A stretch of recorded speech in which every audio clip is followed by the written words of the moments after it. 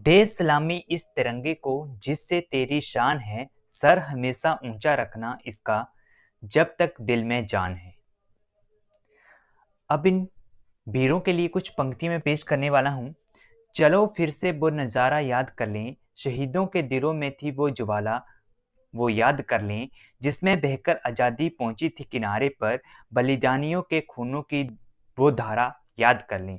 इन्हीं पंक्तियों के साथ मैं आज की वीडियो को शुरू करता हूं। मैं रिपन जसपाल ऑनलाइन स्टडी के यूट्यूब चैनल पे आप सभी का स्वागत करता हूं। आज की वीडियो में हम स्वतंत्रता दिवस के बारे में बात करने वाले हैं। कुछ बहुत ही महत्वपूर्ण प्रश्न पे बात करेंगे और वो आने वाले कॉम्पिटेटिव एग्जाम में बहुत ही फायदेमंद होंगे। इस वीडियो की जो पीडीएफ है वो आपको टेलीग्राम चैनल पे मिल जाएगी। टेलीग्राम चैनल पे जाके आपको सर्च करना है @रिपन RIPAN रिपन 321। ये आपको टेलीग्राम पे जाके सर्च कीजिए, ठीक है। उसके बाद आपको हमारा चैनल दिख जाएगा online study bye Ripon Jaswal के नाम से, वहाँ पे आपको ज्वाइन हो जाना है और उसकी पीडीएफ आपको वहाँ मिल जाएगी। लेकिन अगर आप वीडियो को पूरा देखते हैं तो आपको बहुत ज़्यादा एडवांटेज मिलेगा, क्योंकि कुछ ऐसे क्वेश्चन होते हैं जो पीडीएफ में ऐड नहीं होते। जैसे कोई ऑप्शन है, मान लो क्वेश्चन है, उसके ऑप्शन है तो उसको हम वहीं पे डिस्कस कर लेते हैं। तो ये फायदा है आपको वीडियो देखने का, क्योंकि जिसने पूरी वीडियो देखनी है उसको भी कुछ बेनिफिट मिलना चाहिए, ठीक है। तो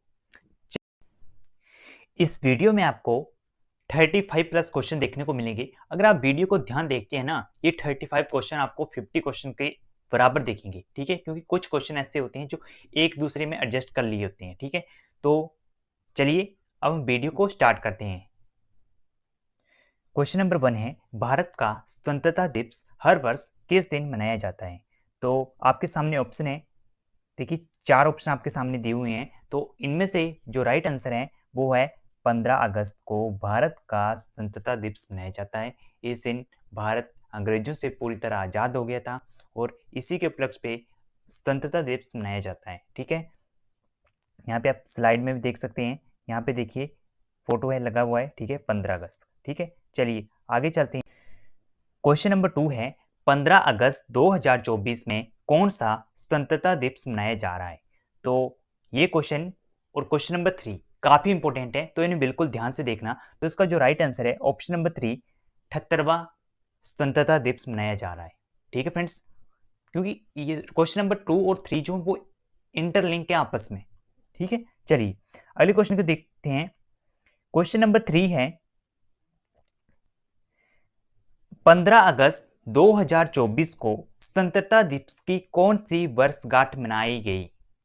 अब देखिए क्वेश्चन एक जैसे लग रहे हैं आपको देखने में, ठीक है। अब आप यहां पे भी ऑप्शन नंबर 4 को टिक कराओगे, लेकिन आपका आंसर गलत होगा। ये वर्षगांठ का मतलब होता है एनिवर्सरी। अब एनिवर्सरी कब मनाते हैं? शादी की, मतलब जब मैरिज को हुए 1 साल हो जाता है तो एनिवर्सरी मनाते हैं, ठीक है, ठीक है ना। तो बस उसी तरह से, मतलब आप जितना स्वतंत्रता दिवस मना रहे हैं उससे एक कम पीछे का देना है। मतलब इस बार भारत 78वां गणतंत्र दिवस मना रहा है, तो ये 77वीं वर्षगांठ मना रहे हैं हम, ठीक है। मतलब 77 वर्ष पूरे हो चुके हैं, हम 78वें वर्ष में प्रवेश कर रहे हैं, ठीक है। चलिए उम्मीद करता हूं आपको ये क्वेश्चन समझा चुका होगा। चलिए आगे चलते हैं फ्रेंड्स। देखिए यहाँ पे एक बार रिकॉल कर लेता हूँ मैं, ठीक है। हम कौन सी वर्षगांठ बना रहे हैं? 70वीं वर्षगांठ बना रहे हैं, ठीक है। वर्षगांठ जो है, वर्षगांठ बना रहे हैं 78वीं, ठीक है। अच्छा, और स्वतंत्रता दिवस 78वां मना रहे हैं, ठीक है। एक हमने ये 2 चीजें एक नोट की। और उसके बाद है, देखिए 26 जनवरी को रिपब्लिक डे मनाते हैं, ठीक है। 15 अगस्त को हम इंडिपेंडेंस डे मनाते हैं और 26 नवंबर को हम संविधान दिवस मनाते हैं, ठीक है। चलिए आगे चलते हैं हम। देखिए अब जो क्वेश्चन नंबर 4, 5 और 6 उन्हें भी बिल्कुल ध्यान से देखना, ये भी इंपॉर्टेंट है और ये क्वेश्चन आपस में इंटरलिंक है, ठीक है। तो यहाँ पे क्वेश्चन नंबर 4 है, स्वतंत्रता दिवस पर ध्वज कौन फहराता है? अब स्वतंत्रता दिवस है तो भारत में ध्वजारोहण का काम भारत सरकार करेगा, लेकिन भारत सरकार का में कौन करेगा ये, ठीक है। राष्ट्रपति करेगा, उपराष्ट्रपति करेगा, रक्षा मंत्री करेगा या प्रधानमंत्री करेगा? तो इसको मैं आपको एक बिल्कुल आराम से इजी वे में बता दूंगा। कैसे? आपको पहले क्वेश्चन नंबर 4 से लेकर 6 तक कर लेते हैं, उसके बाद मैं आपको बताता हूँ कैसे आपको इसको याद रखना है। तो इसका जो राइट आंसर है प्रधानमंत्री करते हैं, ठीक है। स्वतंत्रता दिवस पर ध्वज कौन फहराता है? तो प्रधानमंत्री फहराता है, ठीक है। देखिए आप, और प्रधानमंत्री कहां पे फहराते हैं? लाल किले पर, ठीक है, दिल्ली के लाल किले पे, ठीक है। क्वेश्चन नंबर 5 है, स्वतंत्रता दिवस पर ध्वजारोहण कौन से स्थान पर किया जाता है? तो अभी मैंने आपको बताया लाल किले पे किया जाता है। और जो कर्तव्य पथ है यहाँ पे क्या होता है? यहाँ पे गणतंत्र दिवस जो होता है हमारा 26 जनवरी को मनाया जाता है, उस दिन ध्वजारोहण किया जाता है, ठीक है। चलिए आगे चलते हैं। क्वेश्चन नंबर 6 है, स्वतंत्रता दिवस पर राज्य में ध्वजारोहण कौन करता है? तो उसका जो राइट आंसर है ऑप्शन नंबर 1 मुख्यमंत्री करता है, ठीक है। फ्रेंड्स यहाँ पे मैं आपको थोड़ा सा बता देता हूँ। देखिए हमने अभी तक क्या चीजें देखी, हमने देखा कि एक आ रहा है 26 जनवरी और एक आ रहा है 15 अगस्त, ठीक है। अब देखिए जो सबसे पहले आ रहा है 26 जनवरी पहले आता है। अब आपको एक चीज याद रखनी, भारत के सबसे बड़ा, भारत का प्रथम व्यक्ति किसे कहा जाता है? राष्ट्रपति को कहा जाता है प्रथम व्यक्ति भारत का। तो 26 जनवरी जो सबसे पहले आएगा उस दिन हमारे जो राष्ट्रपति होंगे वो ध्वजारोहण करेंगे। और जो भी उसके बाद आएगा, जैसे 15 अगस्त को आता है, तो वहां पे ध्वजारोहण कौन करेंगे? प्रधानमंत्री करेंगे। अब देखिए उसी प्रकार राज्य में, राज्यों का प्रथम व्यक्ति कौन होता है? उसे राज्यपाल कहा जाता है। तो जब भी गणतंत्र दिवस होता है तो हमारे जो राज्यपाल होते हैं, राज्यों के राज्यपाल होते हैं, वो ध्वजारोहण करते हैं। और जब 15 अगस्त की बात आती है तो उसमें मुख्यमंत्री ध्वजारोहण करते हैं। तो आप इस बात को बिल्कुल ध्यान रखिए फ्रेंड्स, ये क्वेश्चन काफी इंपॉर्टेंट है और काफी बार एग्जाम में आया हुआ है। एक जब भी आपको इस क्वेश्चन आता है तो यहाँ पे राष्ट्रपति भी और प्रधानमंत्री दोनों ऑप्शन में होते हैं, तो इस बात का बिल्कुल ध्यान रखिए, ठीक है। चलिए आगे चलते हैं। क्वेश्चन नंबर 7 है, ये क्वेश्चन काफी इंपॉर्टेंट है, आने वाले एग्जाम, जो भी एग्जाम होता है उसके लिए काफी इंपॉर्टेंट होगा, ठीक है। देखिए क्वेश्चन नंबर 7 है, 78वें स्वतंत्रता दिवस यहाँ पे की होगा कि थीम क्या है? तो इस बार की जो थीम है स्वतंत्र 2024 की थीम जो है उसका नाम है विकसित भारत, ठीक है फ्रेंड्स। और जो राष्ट्रीय पहले हमेशा पहले, ठीक है। तो ये जो थीम थी ये 2021 और 2023 की थी, ठीक है। और ये आज़ादी का अमृत महोत्सव वाली थीम जो थी ये थी 2022 की। तो आप इन थीम्स को याद रखिए, चारों मैंने आपको 2021 से लेकर 2024 तक सारी बता दी हैं। तो आप, मुझे उम्मीद है कि आप इसको याद रखोगे, ठीक है। चलिए आगे चलते हैं। क्वेश्चन नंबर 8 है, ये क्वेश्चन काफी इंपॉर्टेंट है।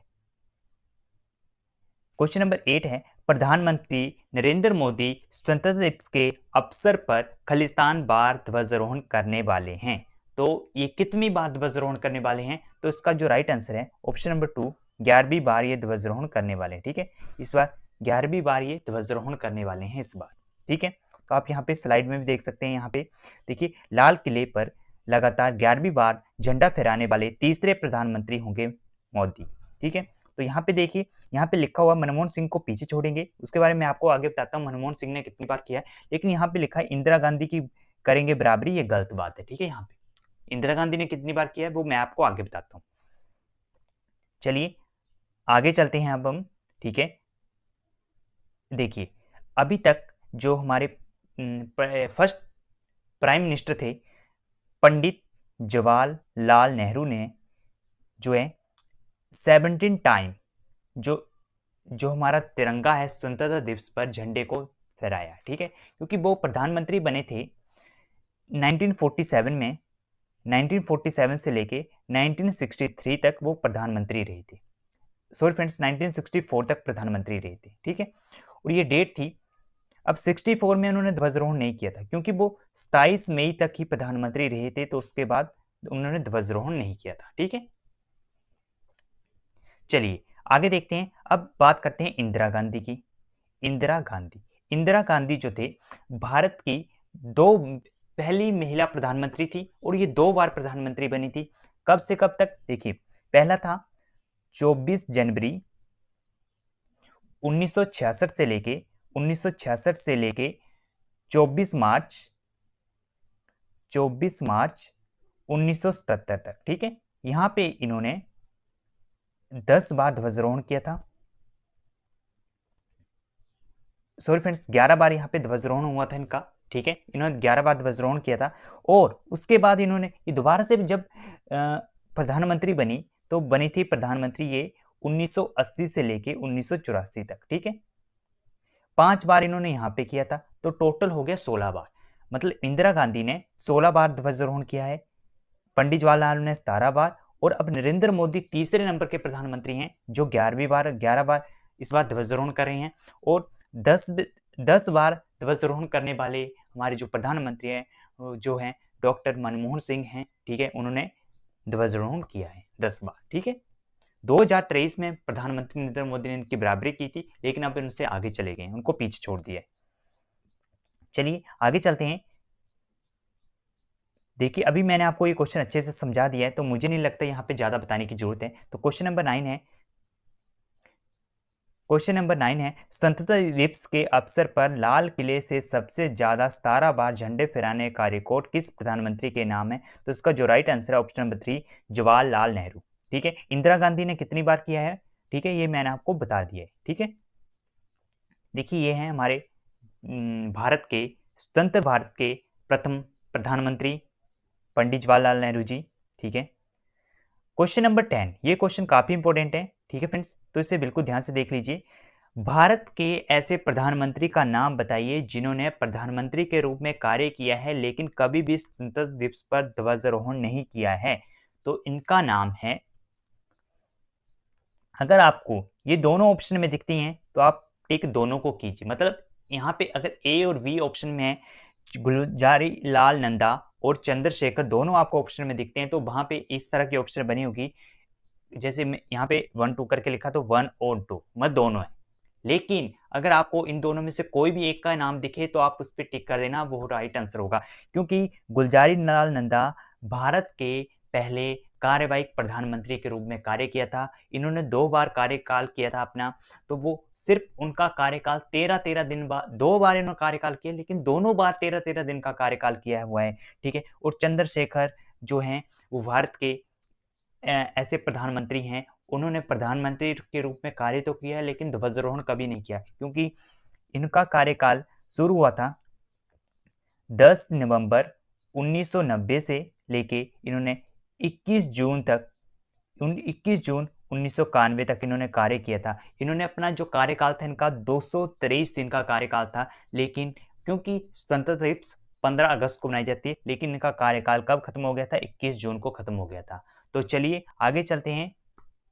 उम्मीद करता हूं आपको यहां तक क्वेश्चन समझ में आ चुके होंगे। फ्रेंड्स, मैं वीडियो को थोड़ा आराम से इसलिए करवा रहा हूं, मैं एक एक चीज आपको क्लियर करवाना चाहता हूं। ठीक है, तो चलिए आगे चलते हैं। क्वेश्चन नंबर 11 है, देखिए ये क्वेश्चन काफी इंपॉर्टेंट है। पहली बार भारत का राष्ट्रीय ध्वज कब फहराया गया और कहां? तो इसका जो राइट आंसर है ऑप्शन नंबर 4, 7 अगस्त 1906 को कोलकाता के पारसी बंगान में ये फहराया गया था। ठीक है, तो अब कहां पे फहराया गया था? कोलकाता में फहराया गया था। कहां पे? पारसी बंगान। चलिए क्वेश्चन नंबर 12 है, भारत की स्वतंत्रता के लिए भारतीय राष्ट्रीय सेना का निर्माण किसने किया था? तो इसका जो राइट आंसर है ऑप्शन नंबर 3, सुभाष चंद्र बोस। ठीक है फ्रेंड्स, इन्होंने बहुत से नारे दिए, तुम मुझे खून दो मैं तुम्हें आजादी दूंगा, बहुत से नारे दिए थे। हर किसी ने स्वतंत्रता से जितने भी सेनानी थे हमारे, उन्होंने बहुत से नारे दिए थे। उनका बहुत ही योगदान था हमारे भारत को अंग्रेजों से आज़ाद करवाने के लिए। उन्होंने बहुत से संघर्ष किए थे। ठीक है, इसलिए उनको अपनी जान भी गंवानी पड़ी थी संघर्ष के माध्यम से।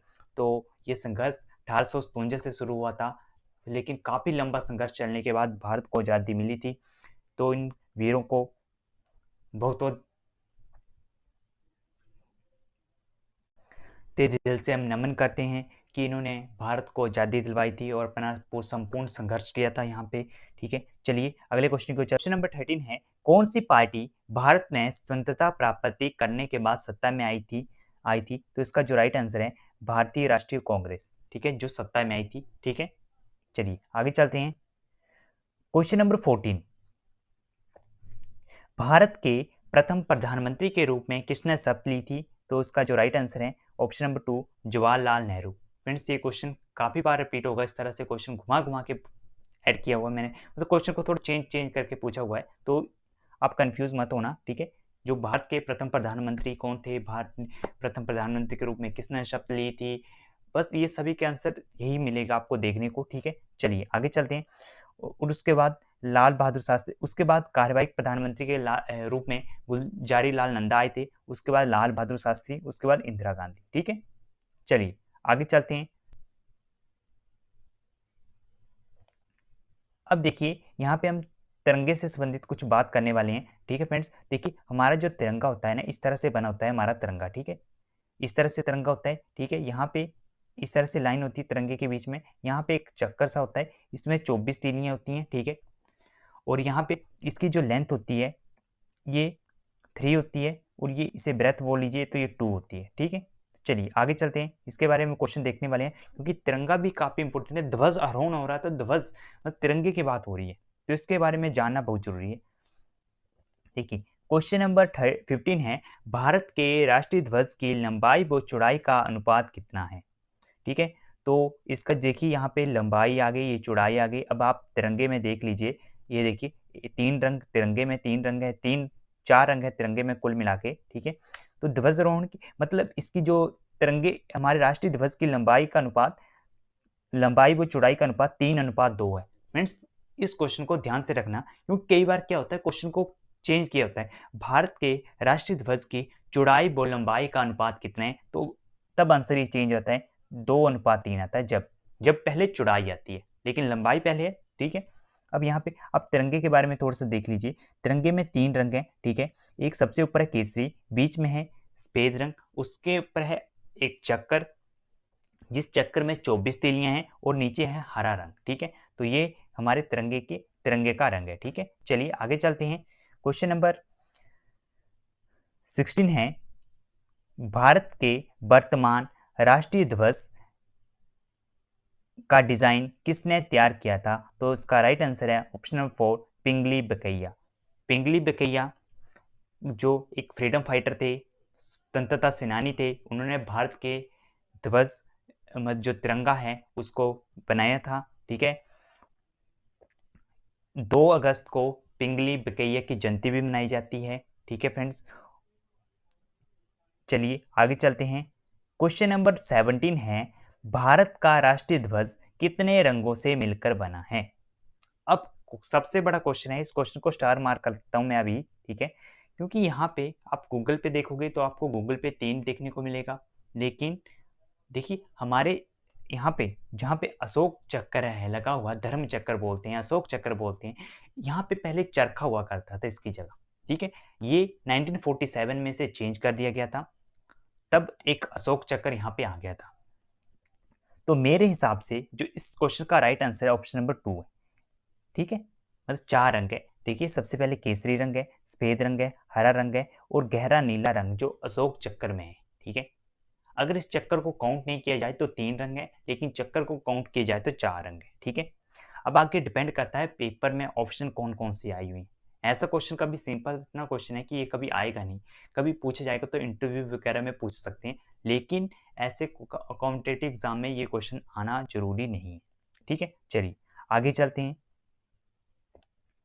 अब देखिए जैसा कि अभी हमने बताया आपको कि भारत के जो राष्ट्रीय जो ध्वज है तिरंगा है वो 4 रंगों से मिलकर बना हुआ है, तो उसी के बारे में पूछा भारत का राष्ट्रीय ध्वज किन किन रंगों से मिलकर बना है, तो केसरी भी है, सफेद भी है, हरा भी है, गहरा नीला भी है, उपयुक्त सभी, मतलब जितने भी यहाँ पे ऑप्शन दिए हुए वो सारे के सारे सही हैं। अब देखिए थोड़ा सा यहाँ पे 3 क्वेश्चन आपके यहाँ से और बनेंगे।